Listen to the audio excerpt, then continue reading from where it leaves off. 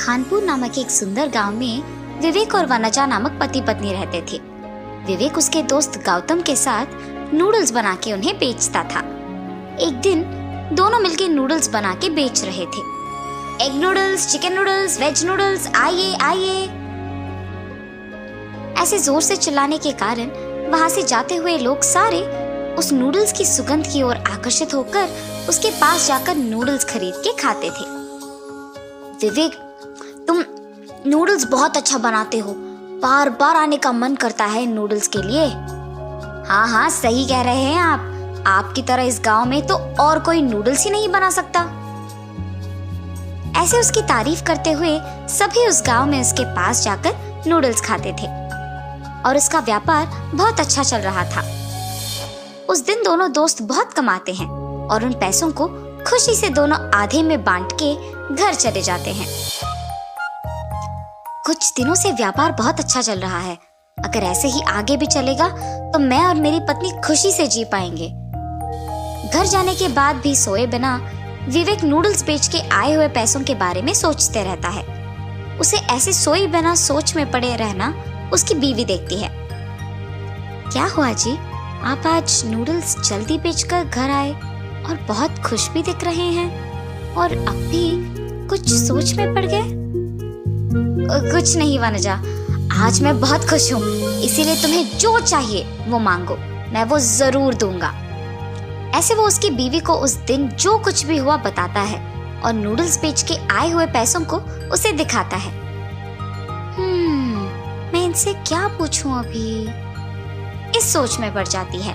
वनजा, पूछे बिना क्या सोच रही हो? कुछ नहीं जी, हर रोज नूडल्स बेच के आए हुए पैसों में से मुझे 100 रुपए दीजिए। बस इतना ही? ठीक है वनजा, तुम्हारे इच्छा के मुताबिक ही दूंगा। और ऐसे वो उसके हर रोज की कमाई से उसे 100 रुपए देता था। ऐसे ही 100 रुपए देते देते बहुत साल बीत जाते हैं।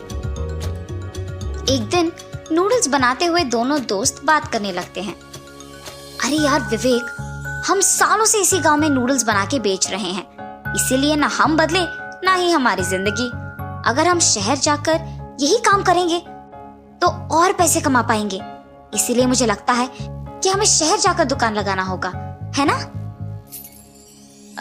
नहीं गौतम, गांव को छोड़कर मुझे शहर जाना पसंद नहीं है। यही हमेशा की तरह नूडल्स बनाकर बेचेंगे ना हम। अगर मुझे अकेले भी जाना है तो मेरे पास कोई बचत के पैसे नहीं है। इसके साथ जाऊंगा तो निवेश के पैसे आधे में बांटकर हम दुकान लगा सकते हैं। बस यही एक चारा है मेरे पास। मुझे कुछ भी करके इसे मनाना ही होगा, वरना जिंदगी भर इसी गांव में रह जाएंगे। विवेक यार, हम बहुत साल से इसी गांव में रह रहे हैं ना, तुम्हें नहीं लगता कि हमें शहर जाकर एक बार कोशिश करना होगा? अगर लाभ नहीं हुआ तो हम वापस गांव आ जाएंगे। और मैं कभी नहीं कहूंगा कि शहर में नूडल्स का दुकान लगाएंगे। ठीक है? मंजूर है? ठीक है, अगर तुम इतना चाहते हो तो जाएंगे। ठीक है, हम कल ही निकलेंगे। ठीक है गौतम। और उस दिन दोनों नूडल्स बेचकर उनके घर वापस चले जाते हैं।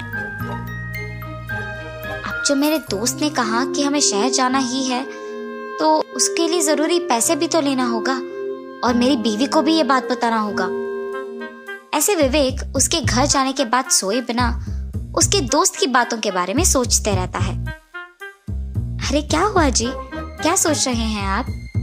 वनजा, कल मैं और गौतम शहर जा रहे हैं, वही नूडल्स का व्यापार शुरू करके उसे चलाएंगे। आपको शहर जाने की क्या जरूरत है जी? यहाँ सब ठीक ही तो चल रहा है। तब विवेक उसे गौतम की बातों के बारे में कहता है। आपके दोस्त के साथ आपका शहर जाना मुझे बिल्कुल पसंद नहीं है। वनजा, पहले देखते हैं अगर शहर में दुकान लगाने से लाभ आएगा कि नहीं। अगर वहाँ ठीक से नहीं चला तो हम यही वापस आ जाएंगे ना। ये कह के सो जाता है। उसकी बीवी के मना करने के बावजूद वो अगली सुबह पैसे लेकर उसके दोस्त के साथ शहर चले जाता है। दोनों उनके पैसों के साथ शहर में एक दुकान खोलते हैं और नूडल्स बना के उन्हें बेचने लगते हैं। पहले दिन अच्छे पैसे कमाने के कारण वो बहुत खुश होते हैं। लेकिन कुछ दिन बाद उन्हें समझ आता है कि उनका सारा कमाई उनके खर्चों में चले जा रहा है। उनके निवेश के पैसे भी खत्म हो जाते हैं और इसके बाद उन दोनों को कुछ समझ नहीं आने के कारण वो दुखी बैठते हैं। यहाँ पैसे अगर बचे भी तो दुकान की किराई, सामग्री और बाकी खर्चों में सारा पैसा खत्म हो जा रहा है। अब हमारे निवेश के पैसे भी खत्म हो चुके हैं। हाँ, अब अगर हमें गांव वापस जाकर दुकान लगाना भी है तो उसके लिए भी पैसे नहीं बचे हमारे पास। हाँ विवेक, अगर उस दिन मैंने तुम्हारा बात सुना होता तो शायद आज ये दिन नहीं देखना पड़ता। चलो यहाँ से गांव वापस चले जाते हैं।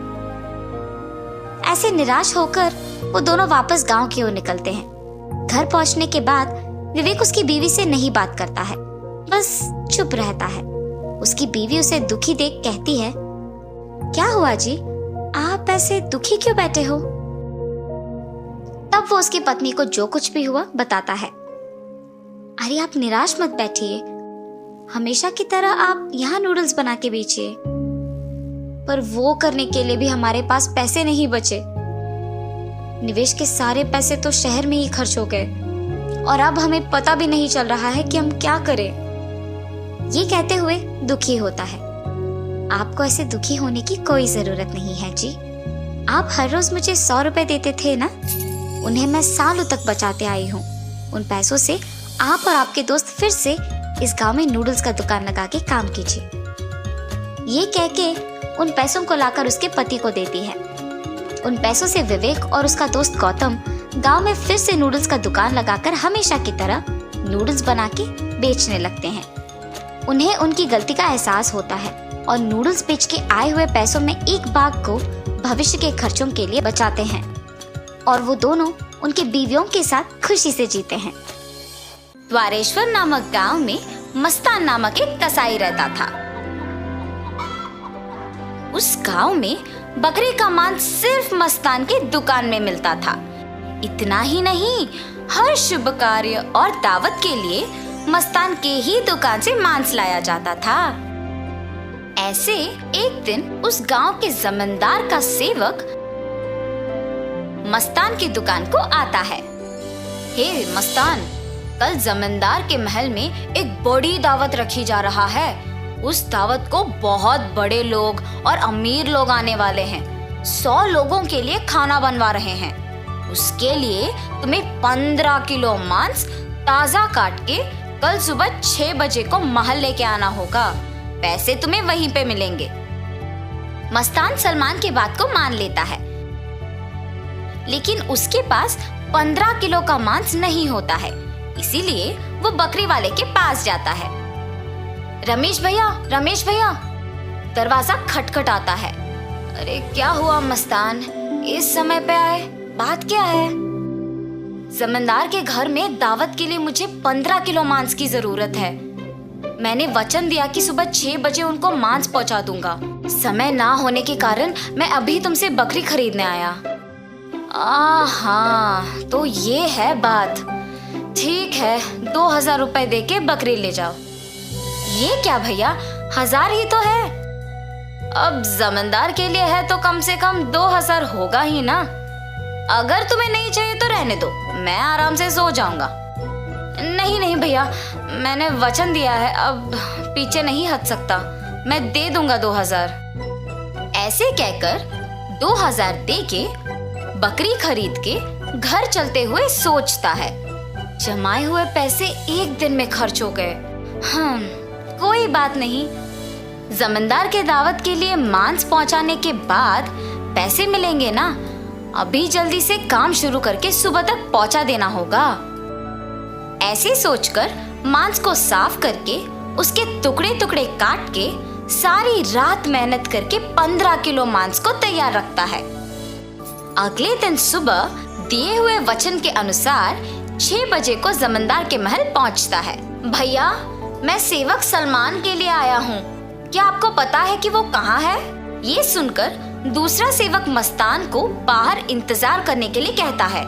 वो मस्तान के हाथ से मांस लेते हुए कहता है कि सलमान को भेजेगा और उसे पैसे मिलेंगे। मस्तान भी उस सेवक का बात मानकर बाहर इंतजार करता है।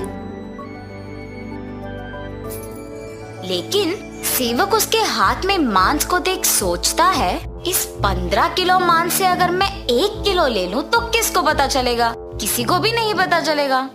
ऐसे उस कवर में से 1 केजी मांस को छुपा के बाकी को देने जाता है।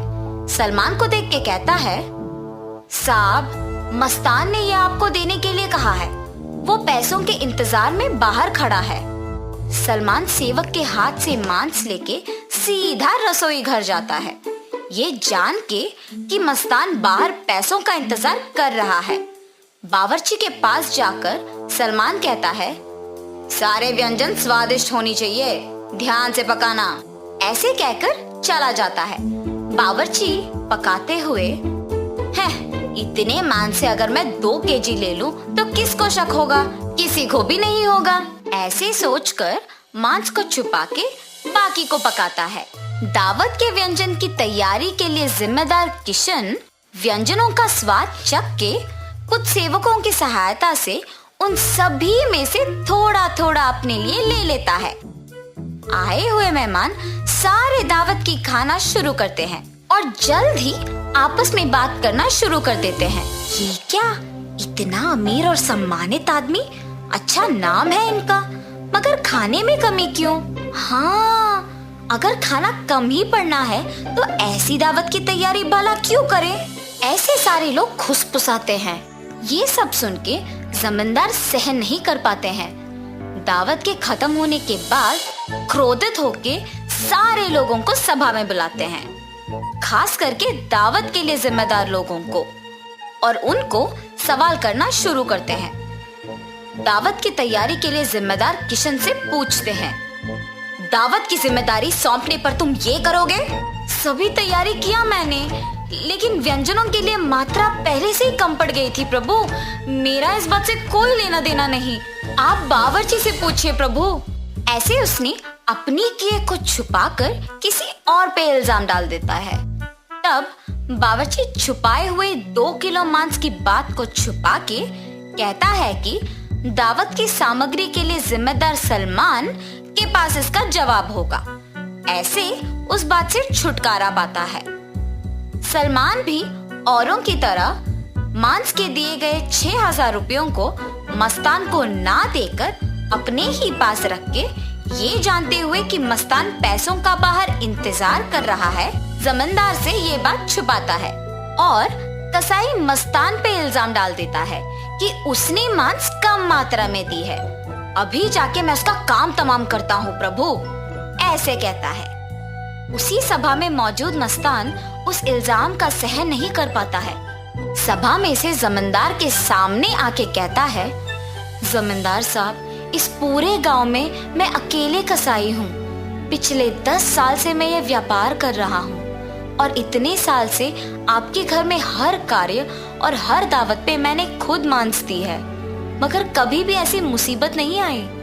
आपके घर में दावत का नाम सुनते ही 1000 की बकरी को 2000 में बेचते हैं। सुबह आके मैंने मांस को पहुंचा दिया और आपके सेवक सलमान ने मुझे मांस के पैसों के लिए सुबह से इंतजार करवाया। सलमान को मांस देने के बहाने से एक और सेवक मेरे हाथ से मांस लिया और मुझे बाहर इंतजार करने के लिए कह दिया और ये भी कहा कि वो सलमान को बुलाएगा। उसके बाद इनमें से कोई भी मेरे पास नहीं आया। कृपया मेरा यकीन कीजिए प्रभु, आप ही की दया से जी रहा हूँ। मस्तान, मुझे तुम्हारे बारे में पता है, तुम फिक्र मत करो। सैनिकों, सलमान के कपड़े खोजो, देखो अगर 6,000 रुपए मिलते हैं। खोजने पर सलमान की जेब में 6,000 रुपए मिलते हैं।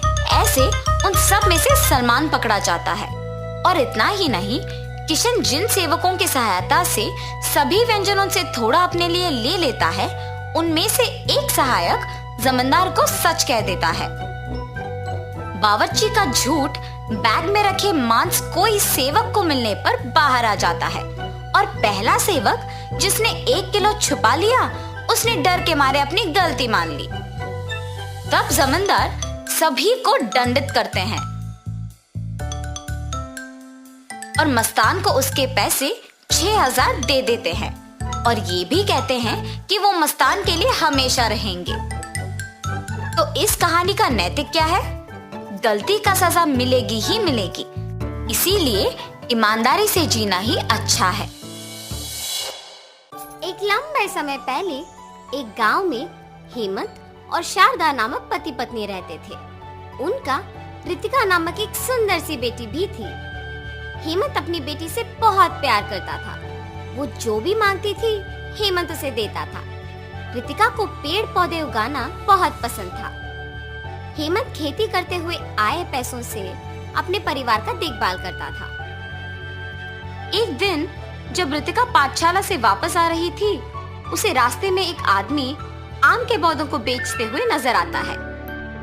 मेरे घर के पास बहुत सारा खाली जगह है, इन पौधों को लेके वहाँ उगा सकती हूँ।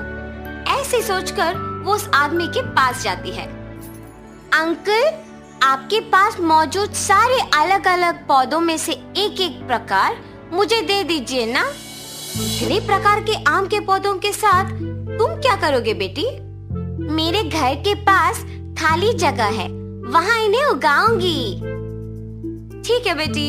ऐसे वो उस आदमी के पास के सारे प्रकार का एक एक पौधा लेके जाती है। रितिका उन पौधों को लेके अपने घर के पास लगाती है। एक दिन हेमंत उस खाली प्रदेश में मौजूद आम के पौधों को देखता है। अरे, इस खाली स्थान में पौधे कहाँ से आए? अगर ये पौधे पेड़ बन गए तो उनके जड़ों के वजह से ये घर बनाना मुश्किल हो जाएगा। कभी ना कभी मुझे इस स्थान में एक घर बनाना ही होगा। ये फैसला करके उन पौधों को निकालने ही जाता है जब उसकी बेटी रितिका वहाँ आके देखती है। पापा, आप उन पौधों को क्या कर रहे हो? इस स्थान में एक बड़ा घर बनाना है ना बेटा। ये पौधे जब पेड़ बन जाएंगे तो उन्हें निकालना मुश्किल हो जाएगा, इसीलिए उन्हें अभी निकाल दे रहा हूँ। पापा, आपको तो पता है ना कि मुझे पौधे उगाना बहुत अच्छा लगता है। मेरी अध्यापक भी कहती है कि पौधे उगाना अच्छी आदत है, और इतना ही नहीं, पौधों से हमें ताजा ऑक्सीजन भी मिलता है। मुझे इस खाली स्थान में पौधों को उगाना है, मेरे लिए इन्हें रहने दीजिए ना। ठीक है बेटा, मैं तुम्हें कैसे ना करूँगा। तुम्हारे लिए इन पौधों को नहीं निकालूंगा, ठीक है? ऐसे कह के वहाँ से चला जाता है। तब से रितिका उन पौधों को ध्यान से पानी डाल के उनका ख्याल रखती है। कुछ सालों बाद वो पौधे बड़े आम के पेड़ बन जाते हैं और बहुत सारे आम देते हैं।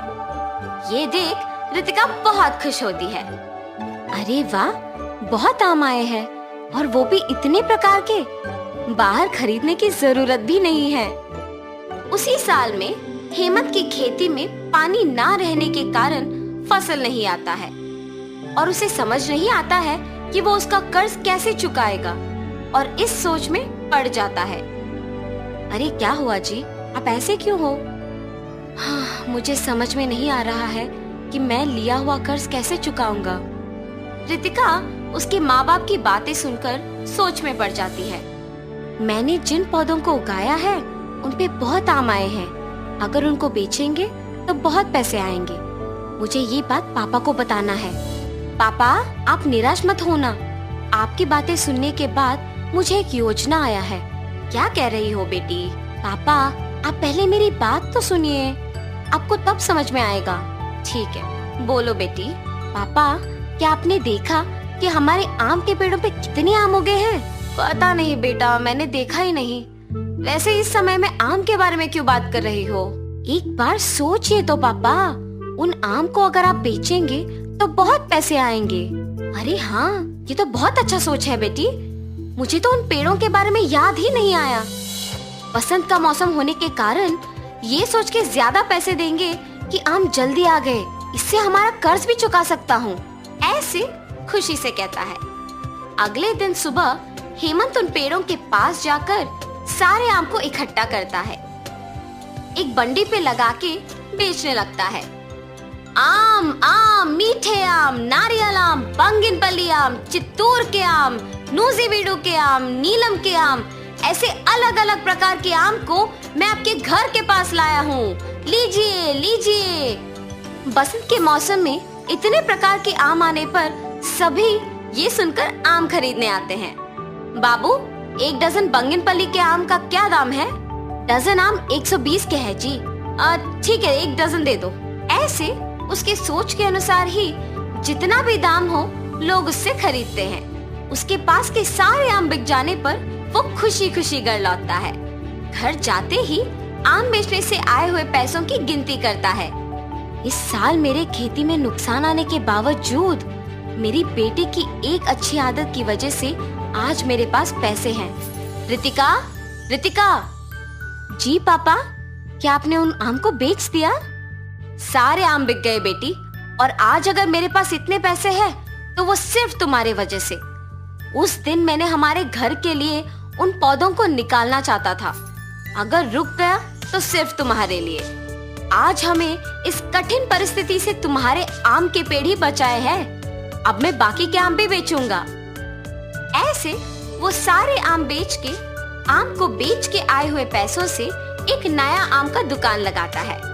वहाँ आम बेचते हुए परिवार के साथ खुशी से रहता है।